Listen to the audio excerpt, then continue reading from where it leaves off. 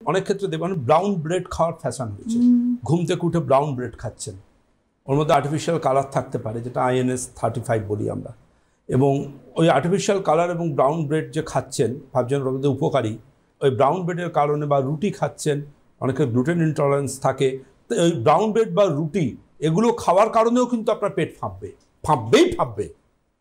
আমি অনেককে জানি, ইনফ্যাক্ট আমার নিজেরও হয়, আমি যদি রুটি খাই রাত্রিবেলায়, অনেকে রুটি খান না, রুটি খেলে আমি দেখেছি আমি হজম করতে পারি না। আপনি বলে নন, আপনি না বুঝতে পারছেন, হজম করতে পারছেন না, কিন্তু এমন অনেক মানুষ আছেন তারা বুঝতে পারছেন না কিন্তু ক্ষতি করে যাচ্ছেন।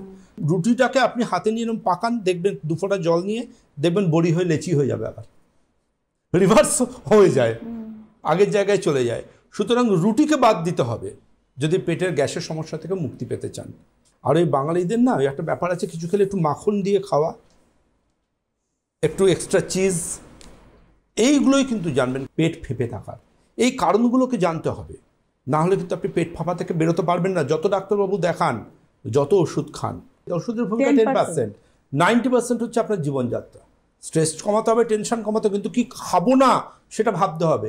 আপনি ভাবছেন একটু ছানা খাবো, একটু দই খাবো, দুধ খাবো, আপনি পেট ফাঁপার পেশেন্ট হবেনই। আপনি বাজারে যাচ্ছেন, একটু বাঁধাকপি খাবো, একটু শিম বরবটি খাবো, বিনস খাবো, রাজমা খাবো, একটুখানি বাঁধাকপি, ফুলকপি বা ব্রোকলি খাবো, আপনি পেট ফাঁপার পেশেন্টের হবেন। আমি বলছি না, সায়েন্স বলছে, বিজ্ঞান বলছে এগুলো হাই ফডম্যাপ ভেজিটেবলস, এগুলোকে খেতে নেই। কাদের জন্য খেতে নেই? যাদের পেট ফাঁপার সমস্যা রয়েছে, তাদের ক্ষেত্রে এটা বিষবৎ কাজ করবে।